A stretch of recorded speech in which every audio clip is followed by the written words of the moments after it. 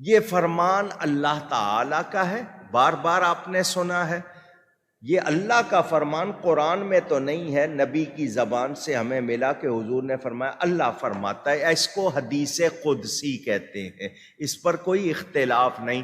اللہ تعالیٰ فرماتا ہے میرا بندہ نوافل کی کثرت کر کے میرے قریب ہوتا رہتا ہے، حتیٰ یتقرب الیہ، یہاں تک کہ وہ میرے قریب ہو جاتا ہے۔ پھر کیا ہوتا ہے؟ میں اس کو اپنا پیارا بنا لیتا ہوں۔ فَكُنْتُ سَمْعَهُ الَّذِي يَسْمَعُ بِهِ، پھر اللہ فرماتا ہے اس کے کان میں بن جاتا ہوں جس سے سنتا ہے، پھر اس کی آنکھ میں بن جاتا ہوں جس سے دیکھتا ہے، پھر اس کی زبان میں بن جاتا ہوں جس سے کلام کرتا ہے، اس کے ہاتھ میں بن جاتا ہوں جس سے پکڑتا ہے، اس کے پاؤں میں بن جاتا ہوں جن سے چلتا ہے۔ کیا مطلب؟ بندہ خدا نہیں بن جاتا، خدا بندے میں داخل نہیں ہو جاتا، بندہ بندہ ہی رہتا ہے، مگر ہوتا کیا ہے؟ آنکھ بندے کی قوت خدا کی، کان بندے کے قوت خدا کی، ہاتھ بندے کا قوت خدا کی، زبان بندے کی قوت خدا کی، پاؤں بندے کے قوت خدا کی۔ پھر وہ بندہ دور و قریب دیکھتا، سنتا، تصرف کرتا ہے، بیٹھا ہو بغداد میں، دریا میں ڈوبتے جہاز کو پار لگا دیتا ہے۔ صحیح بخاری میں حدیث ہے جی، میں کان بن جاتا ہوں، میں ہاتھ بن جاتا ہوں، میں پاؤں بن جاتا ہوں۔ پوری تصوف اس کے اوپر کھڑی ہوئی ہے، اور وہ اس لیے کہ یہ بھی آدھی حدیث پیش کرتے ہیں، پوری تو ان کی موت ہے۔ یہ صحیح بخاری میں حدیث ہے، نبی علیہ السلام نے فرمایا، حدیث قدسی ہے کہ اللہ تعالیٰ فرماتا ہے جس نے میرے ولی کے ساتھ دشمنی کی میرا اس کے خلاف اعلان جنگ ہے۔ اب ولی سے آپ کو انڈیا پاکستان کے ولی نہیں، یہ ولی اللہ کی بات ہو رہی ہے، جو اللہ کی عبادت کرتے تھے، جو اپنی عبادت کرواتے ہیں نا، وہ اللہ کے ولی نہیں ہیں، ان سے اعلان جنگ ہے میرا۔ صحابہ، اہل بیت، ان کے پیٹرن پہ چلنے والے وہ امام جنہوں نے ان کی تعلیمات ہم تک پہنچائی، اعلان جنگ ہے۔ اور میرا بندہ میرا قرب کسی چیز سے حاصل نہیں کر سکتا جو فرائض میں پابندی سے حاصل کرتا ہے۔ پہلی چیز فرض ہے، پھر نوافل کے ذریعے میرا اتنا قرب حاصل کرتا ہے کہ میں اس کے کان بن جاتا ہوں جس سے وہ سنتا ہے، میں اس کے ہاتھ بن جاتا ہوں جس سے وہ پکڑتا ہے، میں اس کی آنکھیں بن جاتا ہوں جس سے وہ دیکھتا ہے، میں اس کے پاؤں بن جاتا ہوں جس سے وہ چلتا ہے۔ بس اتنا کر کے وہ کہتے ہیں جس کے ہاتھ اللہ کے ہاتھ بن جائیں پھر ایتھوں ہوتے نہیں پہنچن گے، اے ابو کو رزلٹ کر لیندے نے۔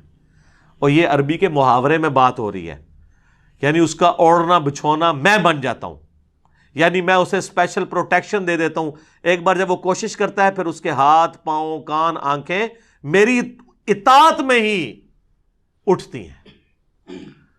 وہ کہتے ہیں جی یہ تو وہ پہلے ہی کر رہا تھا تبھی اس کو انعام ملا، پھر انعام کیا ہوا؟ پہلے تو اس نے کوشش کی نا، انعام اس کو یہ ملا کہ اللہ اسے استقامت دیتا ہے، جو قرآن میں بھی آیا، قل ان صلاتي ونسکی ومحیای ومماتی للہ رب العالمین۔ اے نبی تم فرماؤ بے شک میری نماز، میری قربانی، میرا جینا، میرا مرنا سب اللہ کے لیے۔ اچھا اس حدیث کا اگلا حصہ نہیں پڑھتے، اگلے الفاظ ہیں کہ جب وہ مجھ سے کوئی دعا کرتا ہے میں دعا قبول کرتا ہوں، اور جب مجھ سے پناہ طلب کرتا ہے اپنے دشمن کے اگینسٹ تو میں اسے پناہ عطا کرتا ہوں۔ تو میرے بھائی جس کا ہاتھ اللہ خود بن چکا ہے وہ دشمن کی گیچی خود کیوں نہیں مروڑ دیتا؟ اللہ سے کیوں مانگ رہا ہے؟ اس لیے کہ کوئی نہیں ایسے کر سکتا، اللہ ہی سے مانگنا ہے، ورنہ وہ کہتے ہیں ہاتھ بن گیا، پاؤں بن گیا تو اب وہ جو مرضی کرے۔ تو یہ بات ہو رہی ہے محاورتاً، اور آگے الفاظ حدیث کے اس کی حفاظت کر رہے ہیں، لہٰذا یہاں سے دھوکہ دینا بند کریں۔ اور اس کو سپورٹیو حدیث ہے بخاری مسلم دونوں میں، اما عائشہ کہتی ہیں جب بادل نظر آتے نا اور آندھی چلتی تو ہم لوگ خوش ہوتے کہ بارش آئے گی، اور حضور صلی اللہ علیہ وسلم کے مبارک چہرے پر پریشانی کے آثار آ جاتے ہیں۔ تو میں کہتی اللہ کے نبی لوگ تو خوش ہو رہے ہیں بارش آئے گی اور آپ پریشان ہو رہے ہیں، تو آپ فرمایا کرتے اے عائشہ مجھے کیا پتا کہ ان بادلوں سے آگ برسے گی یا بارش کا پانی؟ تو کسی نے نہیں کہا یا رسول اللہ آپ کو نہیں پتا ہے بارش کا پانی برستا ہے، لیکن حضور کا یقین اللہ پہ دیکھیں۔ پھر آپ نے سورہ الاحقاف کی وہ آیت تلاوت کی کہ قوم عاد پہ عذاب اسی طریقے سے آیا تھا کہ سخت گرمی کے بعد ایک بادل نمودار ہوا اور وہ ساری قوم اس کے نیچے آ گئی، اور کہا کہ ابھی بارش برسے گی، اس میں سے آگ نکلی، سب ہلاک ہوئے۔ حضور نے سورہ احقاف کی آیت پڑھ کے کہا کہ مجھے بتاؤ عائشہ مجھے کیا پتا کہ اس بادل میں سے عذاب آنے والا ہے یا اللہ کی رحمت.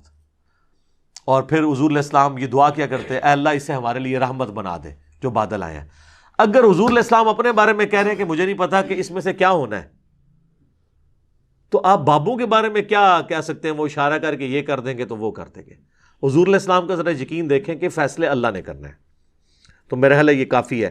ہاتھ بن جاتا ہوں، پاؤں بن جاتا ہوں، اس کی اگر پریکٹیکل مثال ہوتی تو نبی علیہ السلام کی مبارک ذات ہوتی. البتہ اس میں جہاں معجزات ہیں وہ ہم مانتے ہیں.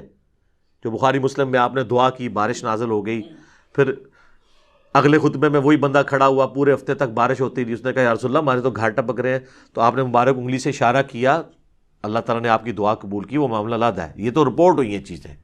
آپ جو بابوں کے بارے میں سٹوریاں بتا رہے ہیں وہ کوئی رپورٹ نہیں ہوئی ہیں، سب جعلی ہیں. اور اگر آپ کہتے ہیں اصلی ہے تو کر کے بتاتے سر. اے کوڑا تھا اے میدان. ایک نگاہ مار کے یوٹیوب سے نبی علیہ السلام سے متعلق گستاخانہ ویڈیو ہی ڈیلیٹ کرا دیں. تہاڈی بزرگی کس دہڑے کام آونی ہے؟ کس دن کام آئے گی آپ کی بزرگی؟ آئے نا. ہمیں تو آپ کہتے ہیں امت مر جائے اگر حضور کے گستاخانہ کھا کے مان رہے ہیں. امت تو بعد مرے، پہلے وہ بابے کیوں نہیں مر جاندے جنہوں کی ڈیوٹیاں نے؟ ان کے پاس تو اختیار بھی ہے اور وہ امتی نہیں ہے، انہیں اپنے نبی کا درد نہیں ہے، ان کو تو ہم سے زیادہ ہونا چاہیے نا. تو آپ یہ بھی کہا کریں وہ سارے بابے بھی مر جان جنہوں کو اختیار ہے نگاہ مار کے ڈیلیٹ کرنے دا، وہ نہیں کروا رہے. علمی طور سے تو ویسے مر گئے نے ہوں، تو دوسرے طریقے نال بھی مارنا ہے، جو اس طریقے نال مارو، ساڑی جان چھڈو.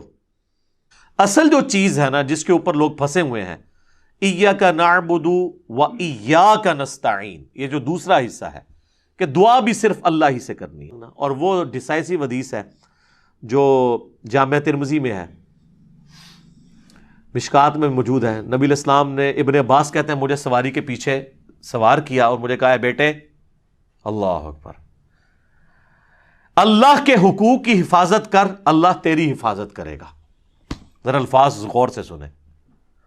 اللہ کے حقوق کی حفاظت کر، اللہ تیری حفاظت کرے گا. کیا زبردست الفاظ ہیں. اور اللہ تعالیٰ کے احکامات کی پیروی کر، تو ہمیشہ اپنے رب کو اپنے سامنے پائے گا، تیری مدد کے لیے وہ ہر وقت ہوگا. اور جب بھی تجھے سوال کرنا ہو تو صرف اللہ ہی سے کرنا، اور جب مدد مانگنی ہو وَاسْتَعِن بِاللَّهِ تو صرف اللہ سے مدد مانگنا. اور بچے جان لے، اگر پوری امت مل کے تجھے ذرے کے برابر بھی نقصان پہنچانا چاہے اور اللہ نہ چاہے تو نہیں پہنچا سکیں گے. اور اگر ساری امت، زمین و آسمان کی ساری مخلوقات مل کے ذرے کے برابر تمہیں فائدہ بھی پہنچانا چاہے، نہیں پہنچا سکیں گی مگر جو اللہ چاہے.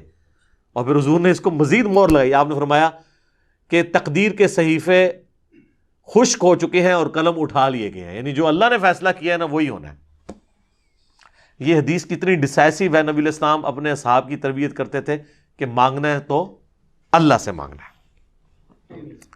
اللہ تعالیٰ سے دعا، جو حق بات میں نے کہی اللہ تعالیٰ ہمارے دلوں میں راسخ فرمائے. اگر جذبات میں میرے منہ سے کوئی غلط بات نکل گئی تو اللہ تعالیٰ ہمارے دلوں ہی سے معاف کر دے. ہمیں شرک کی لعنت سے بچائے، توحید کے اوپر قائم رکھے اور اس کا صفائی بننے کی توفیق عطا فرمائے. امام الموحدین صلی اللہ علیہ وآلہ وسلم کی قیامت والے دن ہمیں شفاعت نصیب فرمائے. سبحانک اللہم وبحمدک، اشہد ان لا الہ الا انت، استغفرک واتوب الیک، وما علینا الا البلاغ المبین. جزاکم اللہ خیرا.